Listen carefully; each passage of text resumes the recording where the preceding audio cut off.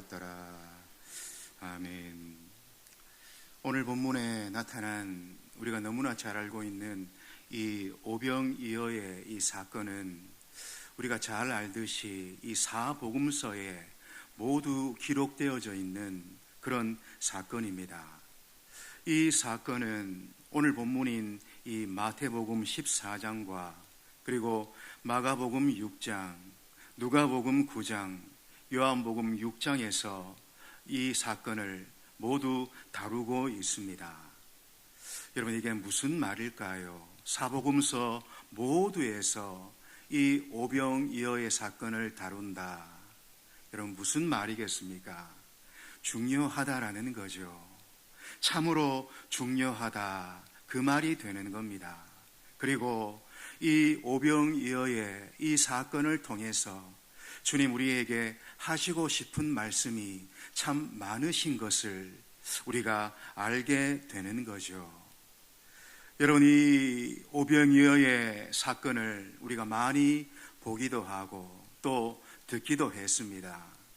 여러분, 그때마다 우리는 어떤 생각을 했습니까? 또 무엇을 깨닫게 되었습니까? 물고기 2마리, 떡 5개로 5,000명 먹이시고 12광줄이 남았다. 와, 이런 감탄만 있으셨습니까? 떡 5개로 5,000명이나 먹이시는 그런 이 뻥하는 그런 일이 내게도 좀 있으면 좋겠다, 그런 생각만 가졌습니까?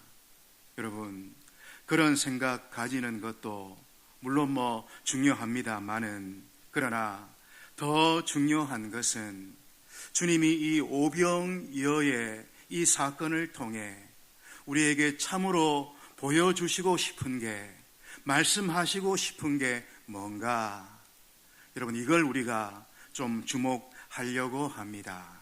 오늘 먼저 우리가 읽었던 본문 15절 말씀입니다. 15절 말씀을 같이 한 번 더 읽습니다. 시작. 저녁이 되매 제자들이 나와 이르되 이곳은 빈들이요 때도 이미 저물었으니 무리를 보내어 마을에 들어가 먹을 것을 사 먹게 하소서. 온종일 주님을 따라다니며 말씀을 들었던 무리들이 이제 너무 배가 고픈 그런 시간이 되었습니다. 그러자 주님의 제자들은 그들을 보냅시다, 그들을 보내서 그들이 먹을 것을 사 먹게 합시다, 그렇게 제안을 합니다. 그 많은 무리들을 감당하지 못하는 그런 제자들의 모습을 우리가 보게 되는 거죠. 여러분, 그러나 우리 주님은 전혀 다른 말씀을 하고 계십니다. 읽었던 본문 16절 말씀입니다. 16절도 읽습니다. 시작. 예수께서 이르시되 갈 것 없다, 너희가 먹을 것을 주라. 갈 것 없다, 너희가 먹을 것을 주라. 큰 무리를 보시고 참으로 불쌍히 여기셨던 주님은 그들을 그냥 돌려보내시는 것이 아니라 그의 제자들에게 먹을 것을 주라, 그렇게 말씀하십니다. 여러분, 주님의 이 말씀에 제자들 어떠했겠습니까? 아마 당황했을 겁니다. 많이 당황했겠죠. 도대체 무엇으로 먹이라는 말씀인가? 도대체 뭘 먹일 수가 있다는 말씀인가?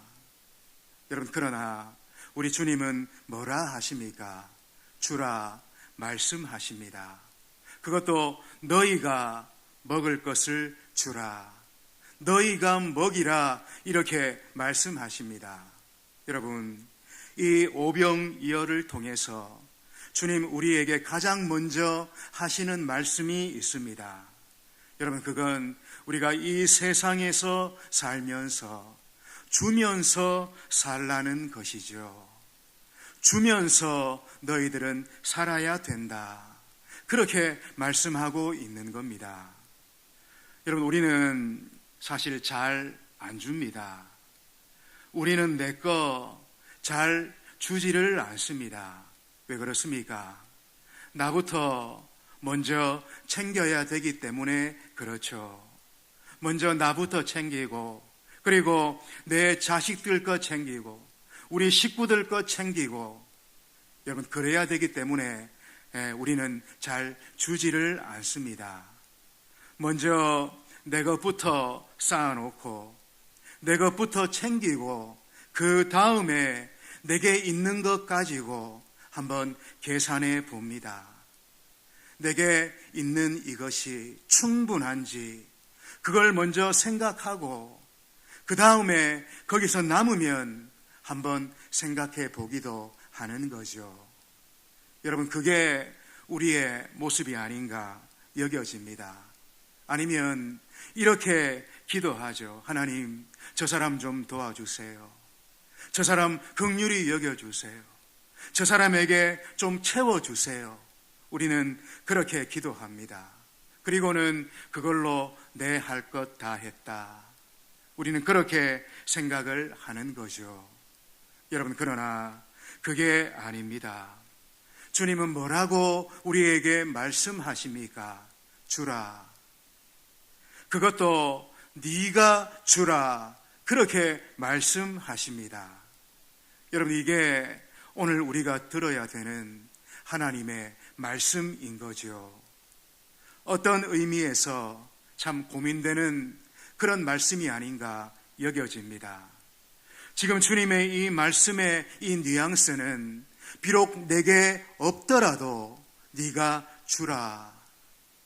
네가 가진 것 없더라도 네가 줘야 된다. 여러분 그런 뉘앙스입니다. 내 손에 아무것도 없어도 그래도 주님 뭐라 하십니까? 너희가 먹을 것을 주라. 여러분 그렇게 말씀하십니다. 우리가 잘 압니다마는 하나님께서 이 아브라함을 부르실 때 여러분 그를 복으로 부르셨습니다. 하나님이 아브라함을 부르실 때 복으로 부르시고 또 복의 근원으로 부르시고 복의 통로로 부르셨습니다. 여러분 이게 무슨 말일까요? 아브라함이 복을 많이 받고 그래서 그 아브라함 잘 먹고 잘 살게 되어지는 것, 여러분 그걸 말하는 겁니까?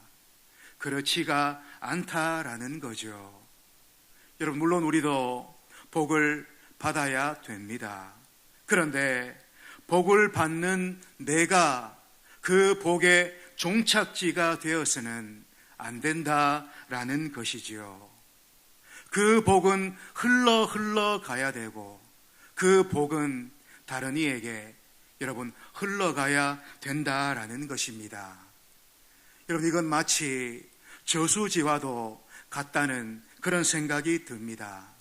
여러분 저수지에 물을 가둡니다. 그러나 물을 그저 계속해서 가둬두는 것이 저수지의 역할이 아닌 거죠. 저수지는 그 가두었던 물을 흘러보내어서 주변을 살리고 세상을 살리는 역할을 하는 것이 바로 저수지입니다. 여러분 성도가 그렇고 교회가 그렇다 그렇게 여겨집니다. 성도와 교회는 채우고 쌓아두고 저장하는 그런 곳이 아닙니다. 성도와 교회는 흘러보내는 것이지요. 흘러보내고 주는 곳이 바로 교회고 성도인 겁니다. 여러분 따라서 중요한 게 뭡니까? 나로 인해서 네가 살아나는 겁니다. 나를 통해 다른 사람이 복을 받게 되는 거죠. 나로 말미암아 그에게 복이 임하게 되는 것, 여러분 이게 중요합니다. 여러분 보십시오. 지금 제자들의 손에 들리워 있는 것, 여러분 그게 뭡니까? 오늘 본문 17절에 따르면은 그것은 떡 5개와 물고기 2마리가 제자들의 손에 들려 있습니다. 여기 이 떡 5개와 물고기 2마리, 그러니까 이 오병이어는 어디에서 났습니까? 요한복음 6장에 따르면 한 어린아이가 내어 드린 거죠. 어린아이가 자기 거를 내어 준 거죠. 여러분 생각해 보십시오. 그 많은 사람들이 모여 있는 그 자리에 먹을 것 가지고 온 사람이 여러분 이 아이 한 명뿐이었겠습니까? 그렇지 않았을 겁니다. 그런데 아무도 내어놓지를 않은 거죠. 움켜쥐고 끌어안고 아무도 주지 않은 거죠. 이 아이만 내 거를 내어준 겁니다. 포기하고 희생하며 내 거를 드린 거죠. 여러분 생각해 보십시오. 이 오병이어의 사건이 어떻게 일어나게 되었는가? 여러분 생각해 보십시오. 그 출발을 생각해 보십시오. 이 오병이어의 기적의 조건이 무엇이었는가를 여러분 유심히 생각해 보십시오. 내 거를 주는 거기에 여러분 기적이 일어나게 되는 겁니다. 내 거를 포기하고 내 거를 희생하며 내어주는 거기에 여러분 역사가 일어나게 된다라는 거죠. 여러분 이게 불씨가 되는 겁니다. 이게 기적을 불러일으키고 하나님의 역사를 일으키는 불씨가 되어지는 거죠. 여러분 세상은 어찌하든지 움켜쥐기만 합니다. 그래야 잘 살 수 있다. 그렇게 생각하기 때문이죠. 어찌하든지 내어놓지 않고 주지 않고 끌어모아야 내가 산다. 그렇게 생각합니다. 그러나 하나님의 나라는 여러분 그렇지가 않습니다. 하나님의 나라에 속한 우리도 그렇지 않아야 됩니다. 여러분 우리는 어떻게 살아야 됩니까? 주면서 살아야 됩니다.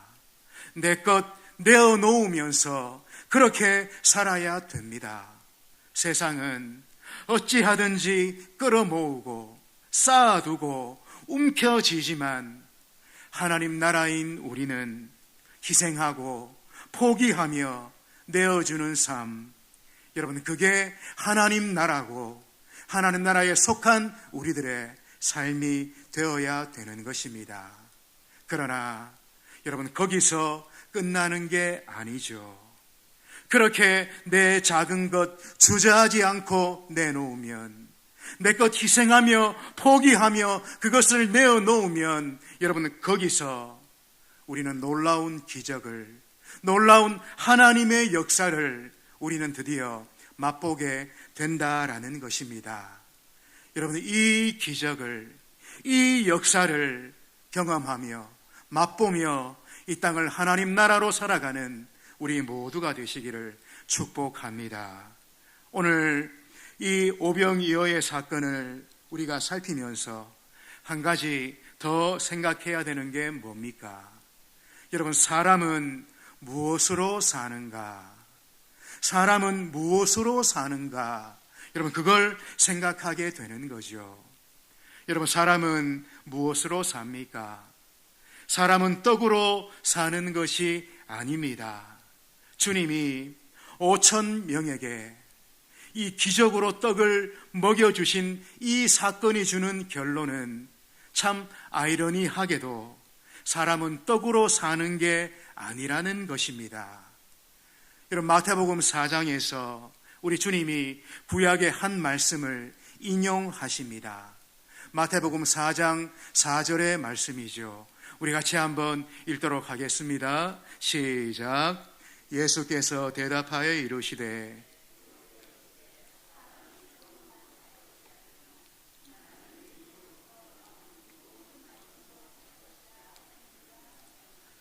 여러분 이 말씀 또한 참으로 아이러니하게 광야 40년 동안 하나님이 만나라는 떡으로 이스라엘을 먹이신 그 사건을 해석하면서 주신 바로 신명기 8장 3절의 말씀을 주님이 인용하고 있는 그런 말씀입니다. 여러분 그러니까 지금 이 신명기 8장 3절, 마태복음 4장 4절, 그리고 이 오병이어가 우리에게 말하는 게 여러분 뭡니까? 하나님이 떡을 먹이셨지만 그 떡으로 말미암아 산 것이 아니라는 거죠. 오히려 그 떡을 주신 하나님의 입에서 나온 그 말씀이 진정 사람이 살아갈 수 있는 힘인 것을 우리에게 말씀하고 있는 겁니다. 여러분, 사람들은 오로지 떡에만 관심이 있습니다. 그게 있어야 살고 그게 없으면 죽는다, 그렇게 여기죠. 오늘 우리들도 여러분 온통 걱정하고 염려하는 게 여러분 뭡니까? 바로 이 떡의 문제입니다. 그러나 여러분, 우리 주님 뭐라 말씀하십니까? 사람이 떡으로 사는 것이 아님을 분명하게 말씀하고 있는 겁니다. 여러분, 그러면 사람은 무엇으로 살까요? 사람은 하나님의 말씀으로 삽니다. 사람은 주님의 말씀으로 산다라는 거죠. 오늘 본문을 여러분 자세히 한번 보시기 바랍니다. 주님이 떡과 물고기를 손에 받아들고 제자들을 통해 무리에게 나누도록 그리 했습니다. 제자들은 주님의 뜻대로, 주님의 말씀대로 그걸 나누었고, 그것으로 말미암아 수많은 사람들이 배부르게 충만하게 되어졌습니다. 여러분, 이 상황을 가만히 한번 생각해 보십시오. 이게 무슨 말입니까? 그냥 말씀에 순종하면 삶이 풍성해진다, 여러분, 그 말이 되는 거죠.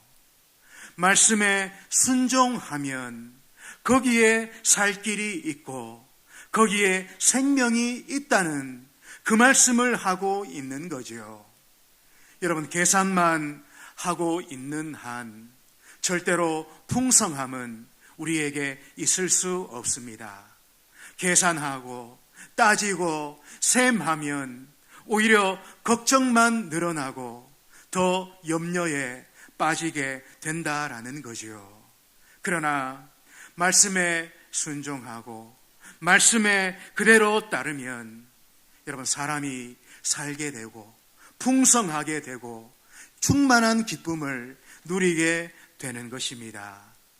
여러분, 사람은 말씀으로 사는 겁니다.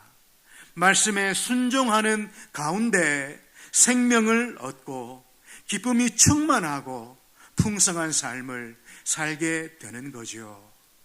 여러분, 그러므로 이 오병이어의 이 사건이 우리에게 말하는 게 뭡니까?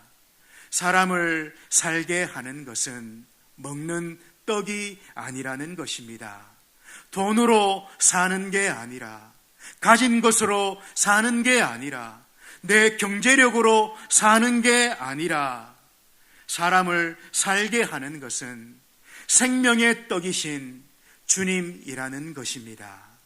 그리고 그 주님의 말씀이 우리를 살게 한다, 그렇게 말씀하고 있는 거죠.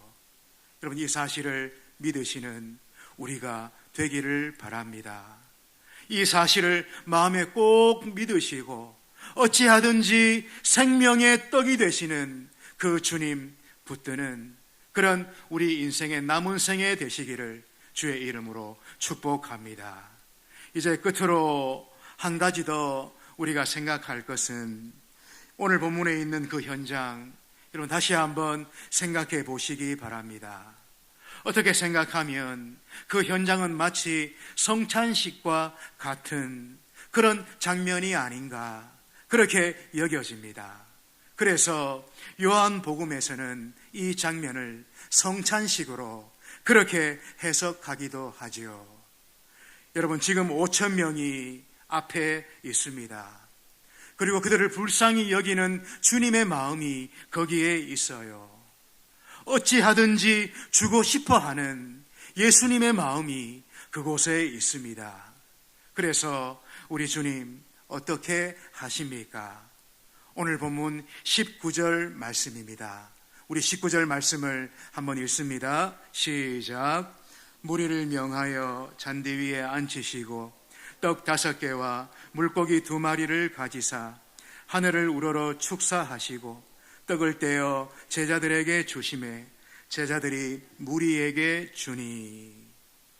여러분, 불쌍히 여기는 마음으로 우리 주님 떡 5개를 들고 축사하셨다, 그렇게 말씀하십니다. 축사하셨다. 여러분, 이 축사가 여러분 뭡니까? 영어 성경에는 Thanksgiving 그렇게 기록되어져 있어요. 그러니까 이 축사라는 이 말은 감사했다, 우러러 감사드렸다, 진심으로 감사를 올려드렸다. 여러분, 그 말이 되는 거죠. 물론 예수님의 그 마음에 어떤 마음이 있었는지 우린 정확히 알 수는 없습니다. 그러나 성경에 나타난 대로는 오직 딱 한마디 기록되어져 있어요. 축사하시고, 이렇게 기록되어져 있습니다. 우리가 생각했듯이 축사는 여러분 감사라는 뜻입니다. 우러러 감사하고 진정으로 감사한 거죠. 떡 5개를 들고 5,000명 앞에 놓고 하나님 참 감사합니다, 하나님 진심으로 감사합니다, 주님 그렇게 하고 계시는 거죠. 여러분, 그런데 한번 생각해 보시기 바랍니다. 지금 이 상황이 진짜 감사할 상황인가? 지금 이 상황이 진짜 감사할 상황인가? 여러분, 떡 5개를 들고 5,000명 앞에 서 있습니다. 사실 성경에 5,000명이라 기록되어져 있지만 그건 이 남자 장년만 말하는 거죠. 거기에 포함되지 않았던 어린아이와 여자들까지 합치면 무려 2만 명에서 2만 5천 명이 되는 사람들이 지금 예수님 앞에 앉아 있는 겁니다. 근데 그 많은 사람들을 앞에 앉혀놓고 떡 5개를 들고 주님 지금 뭐 하십니까? 감사하고 있는 거죠. 하나님 참으로 감사합니다, 그렇게 하고 계신 겁니다. 여러분, 이건 사실 감사할 수 있는 그런 상황이 저는 아닌 것 같습니다. 만약 예수님 손에 떡이 한 5,000개, 아니 한 10,000개라도 들려 있으면 그건 감사할 수 있는 거죠. 그걸로 2만 명, 2만 5천 명 어찌하든지 나누어서 먹일 수 있으니까요. 그런데 지금 2만 5천 명을 앞에 놓고 떡 5개를 들고 주님은 진심으로 감사하고 있다라는 것입니다. 여러분, 중요합니다. 바로 여기에 기적이 나타나고 있다라는 거죠. 이렇게 감사하는 거기에 기적이 나타나고 있는 겁니다. 여러분, 우리는 조금만 어려운 일이 생기면, 조금만 일이 뒤틀리면 어떻게 합니까? 원망하고 불평하고 난리를 피우지 않습니까? 이걸로 누구 코에 붙입니까? 이걸로 어떻게 일이 됩니까? 이것 가지고 저 2만 명을 어떻게 감당합니까? 원망하고 불평하며 당장 그만두이소. 여러분, 그렇게 우리는 하지 않겠습니까? 그러나 여러분, 그런 곳에는 기적이 나타나지 않습니다. 그런 곳에는 은혜가 나타나지를 않아요. 여러분, 기적은 감사하는 가운데 나타나는 것입니다. 특별히 도저히 감사할 수 없는 그런 상황 가운데, 도저히 감사가 나오지 않는 그런 형편 가운데 우리가 하나님 앞에, 하나님 참으로 감사합니다, 하나님 진심으로 감사합니다, 이 어려운 현실 가운데, 이 답답한 상황 가운데서도 하나님 감사합니다, 하나님 너무 감사합니다. 그렇게 하는 그곳에 하나님의 기적이 여러분 나타나게 된다라는 거죠.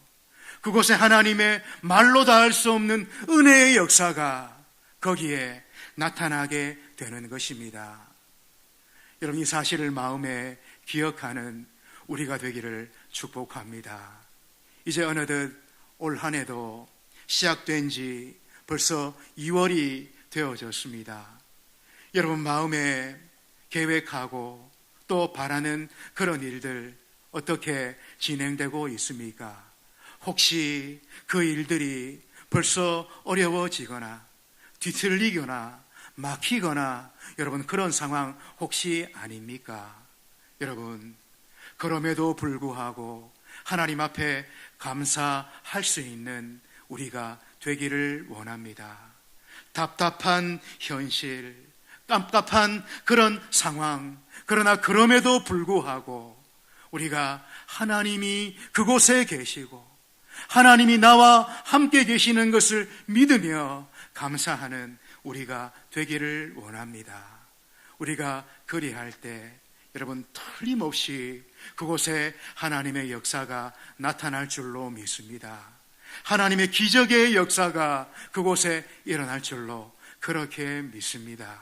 여러분 이 사실을 마음에 꼭 믿고 우리의 차가운 현실 앞에서도 참으로 언제든지 또 항상 하나님 앞에 감사하는 그런 삶 사셔서 오늘 이 오병이어를 통해 보여주시는 그 놀라운 은혜가 우리의 삶 속에서도 경험되어지는 하나님의 자녀들 다 되시기를 주의 이름으로 축원드립니다.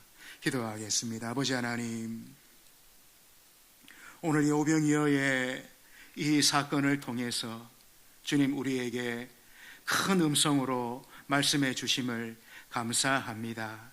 하나님 나라에 속한 저희들 움켜쥐고 모으고 쌓는 그런 삶이 아니라 베풀고 나누고 주는 그런 삶 살도록 도와주시옵소서. 특별히 저희들 떡으로 이 땅을 살아가는 자들이 아니라 생명의 떡이신 우리 주님과 그분의 말씀 인하여서 살아가는 저희들 되도록 주님 역사해 주시옵소서. 감사하지 못할 그런 차가운 현실 앞에서도 언제든지 주님 나와 함께 계심을 믿으며 그분 앞에 감사로 나아가는, 그래서 하나님의 말로도 할 수 없는 은혜의 역사를 경험하는 저희들의 삶이 되도록 주님 성령으로 함께해 주시옵소서.